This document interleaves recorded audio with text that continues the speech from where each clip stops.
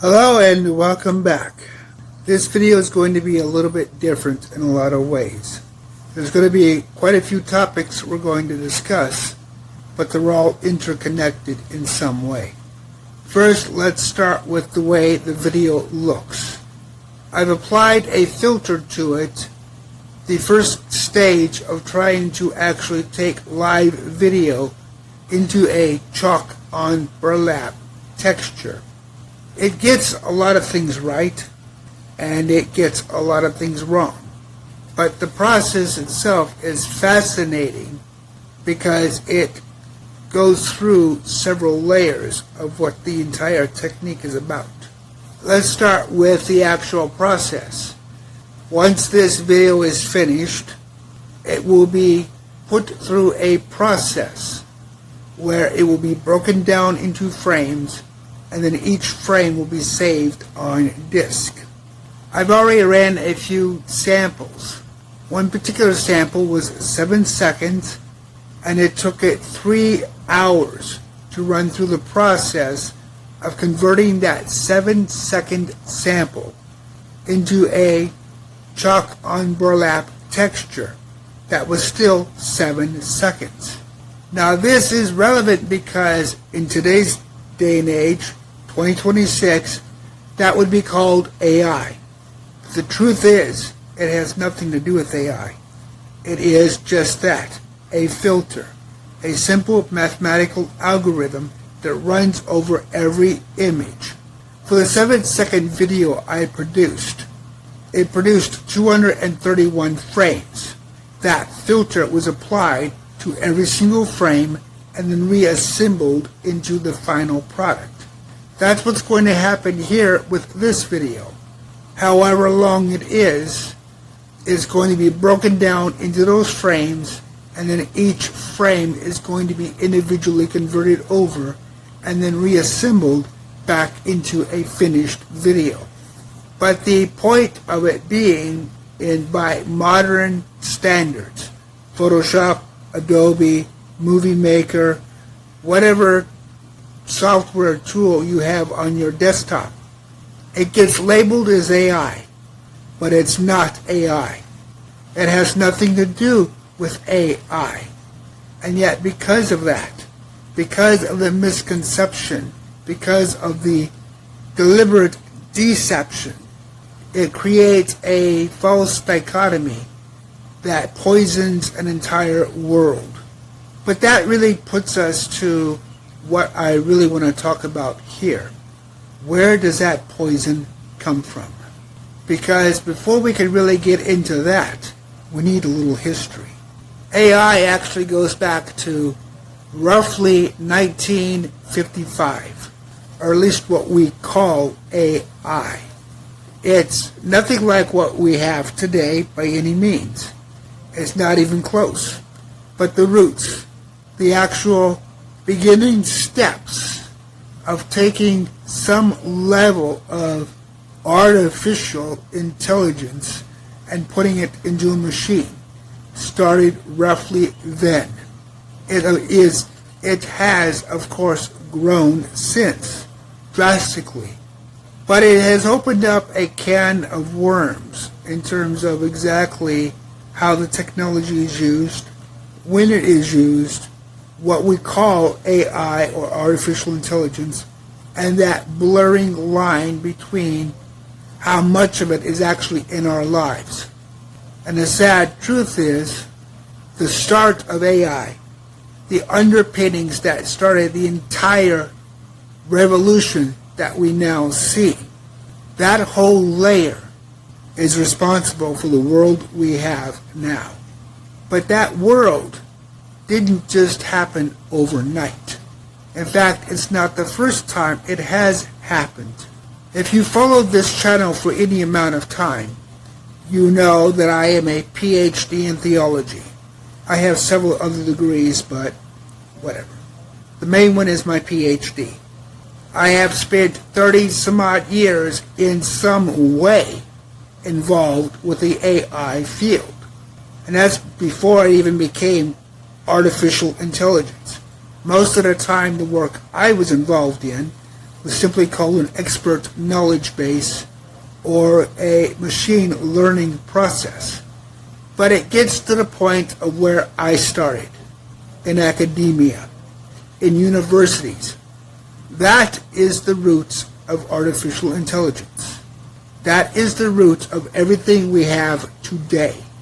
And that is the basis of what we now see today.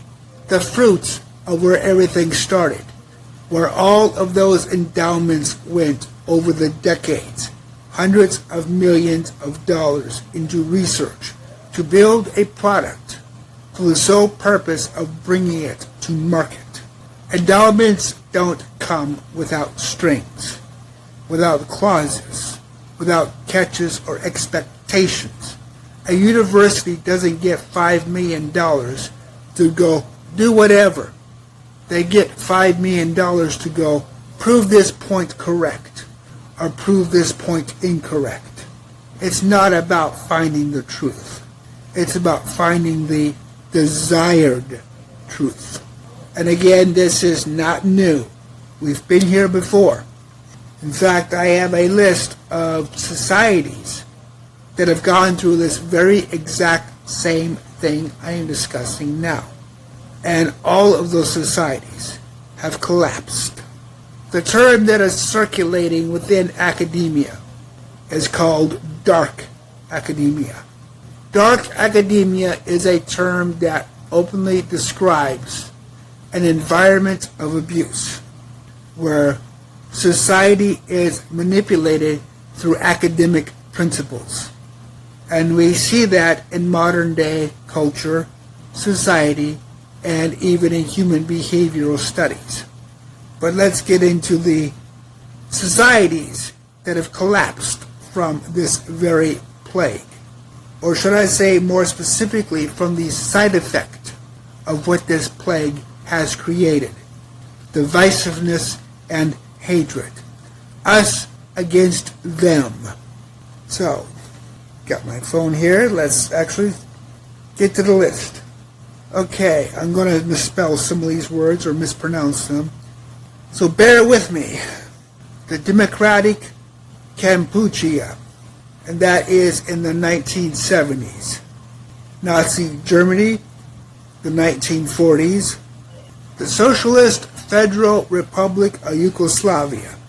I wouldn't want to say that 10 times, but that was in the 1990s. The late Roman Republic, 40 BCE or thereabouts. The Republic of Rwanda, the 1990s also. The Neo-Assyrian Empire, roughly around 600 BCE. The Qing Dynasty, and that's roughly around the 20s BCE. The Aztec Empire, around the 1520s, and the Spartan-led Paleo-Polynesian League, around the 370s BCE. All of these societies, all 9 of them, collapsed because of hatred and division. But when you study the history of each of them carefully, you see a pattern, a very clear and undeniable pattern. The same pattern we see today. The hatred and division started in academia. The us versus them started with the group of a people that decided they were enlightened or better than the rest. And it spread from there. We see within our own society today exactly how that is being done, both through academia and how it is spreading into media through journalism. Now, academia also starts with the very basics of the entire educational system. Teachers are trained, then those teachers go into schools and teach small children. Some would call that indoctrination, which is a fair use of the word. Others would call it the cascade effect, also a fair use. But either way, you begin to see the dark academia model at work. And that leads us to the problem where In all of these situations, and we see corrective measures here and there throughout society, where academia realizes they've gone too far, and they've created such a disaster that they have to reverse it, to stop it. But that creates another problem. They can't just say they were wrong, or that they went too far, or that they made a mistake, because that would undermine the authority or superiority complex these people have. So that's how we end up with lost generations. People sacrificed at the altar of academia to make their corrections, rather than them admitting they're wrong. And the ultimate weapon of a lost generation is war. We have seen that since the very early 2000s, where countless political officials have advocated for one war over the other. And until that generation is wiped out to atone for the sins of the hatred the academic genre created, it will continue. Until society can be reset, we will continue having some war after the other to try to kill off people as much as they can, to erase the mistake of going too far. We are there. We see it every day. South Korea, China, Japan, England, Germany, France, Italy, Russia, Ukraine, Poland, Romania. We see the constant calls for war, the constant calls for us versus them, the division, the hatred. The entire generation who is so filled with hatred against something that they don't even know what they hate anymore, except each other. And our leaders, the academics, the politicians that came from the academics, understand that now they have to undo that hatred, and they can't. Not without creating a lost generation. Not without removing millions of people. We saw that with Vietnam. We saw that with Korea. We saw that with Desert Storm, with Desert Shield. People whose lives were relegated to erasing a mistake because the people who made the mistake couldn't say they were wrong.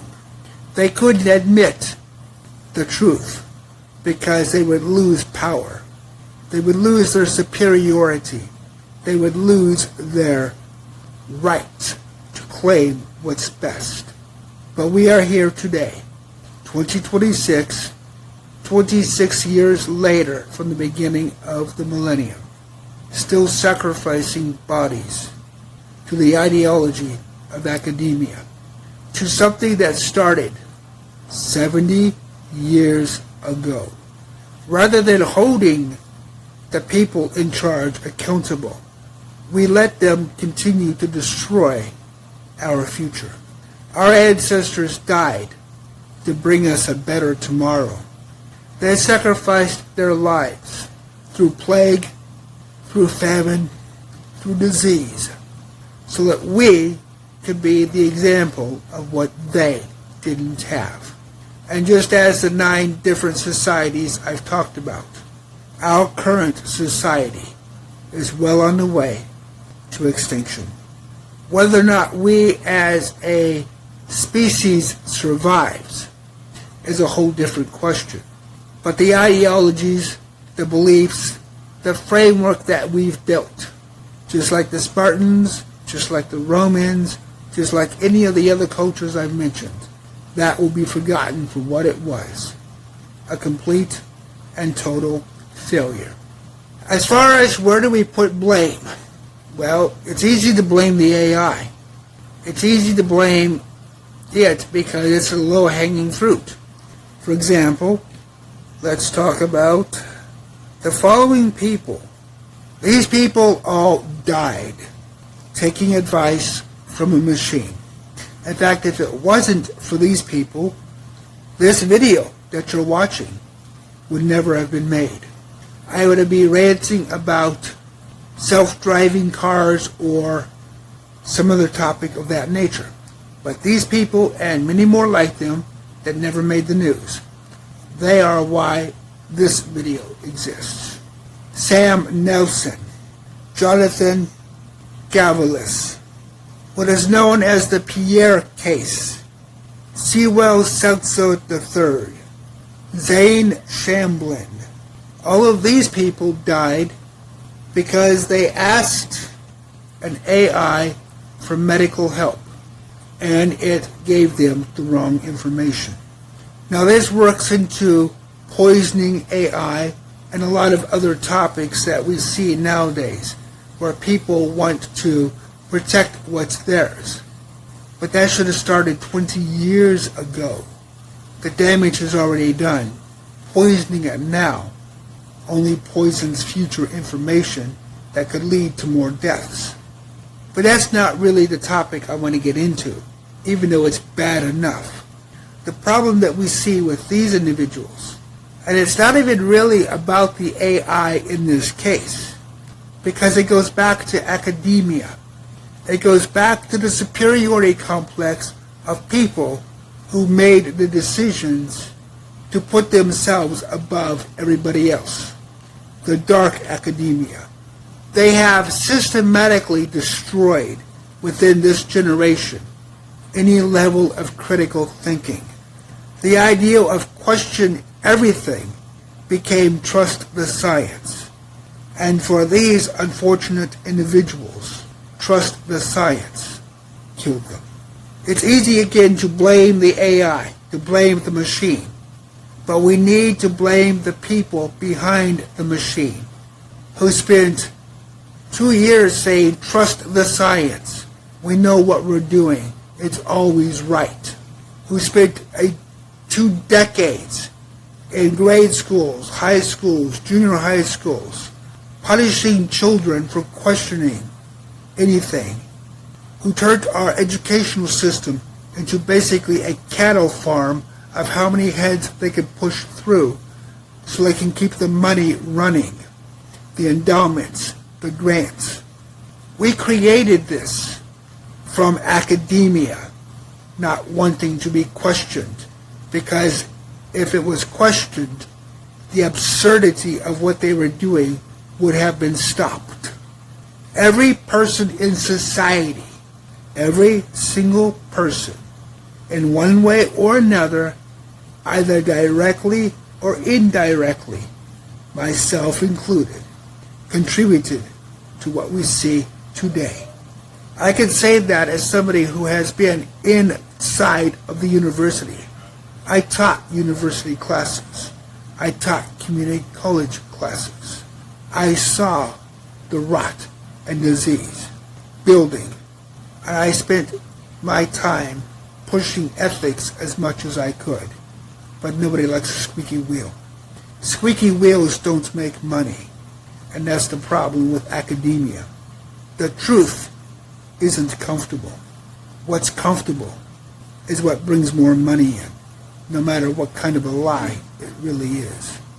So here we are, in a world we created, one step away from extinction, one step away from no tomorrow.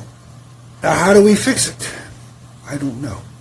We have created a generation filled with so much hatred. I'm not sure we can. The us versus them, male versus female, China versus Russia, America versus whoever. The academic plague and poison, where feminism used to protect women's rights, now protects men in women's bathrooms. We've created so much hatred, so much co-opting of what we believed in, that even with academia trying to push the next war to get more people erased, to correct the mistake, it's not going to be an overnight fix. We saw that with World War II, we saw that with Korea, we saw that with Vietnam. We already know the playbook. We have 9 societies that didn't correct. They disappeared. So our ancestors sacrificed for nothing. All of their work, surviving the plagues, surviving famine, disease, everything they built, and we are likely to be the end of it.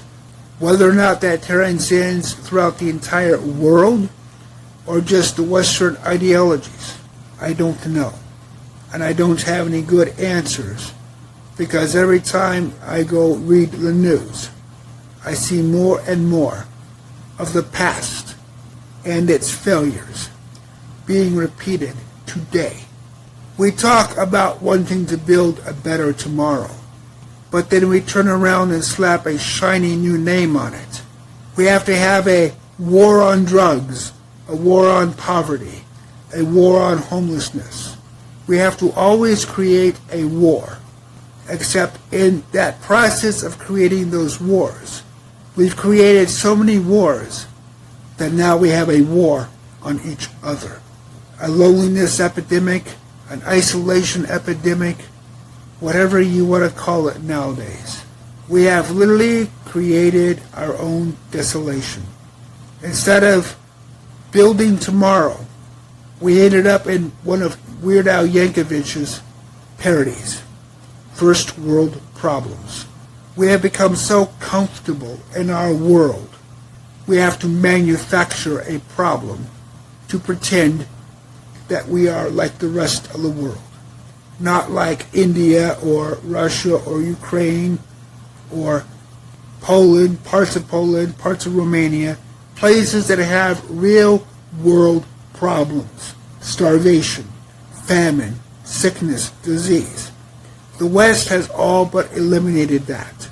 So now we have to manufacture hatred to create a war, to correct the mistakes of an ideology that is literally destroying us. We see it in our politicians on a daily basis. We see it on the news on a daily basis. Every fabric of our society revolves around these manufactured ideological wars. Every time we go to a poll, we see the disaster of what we have to vote for, and there is never any good choices. And even when we look at left versus right, liberal versus conservative, Democrat versus Republican, always that division, always that separation, always that us versus them. Because if we ever united as a species, the species would kill the enemies that created this war to begin with.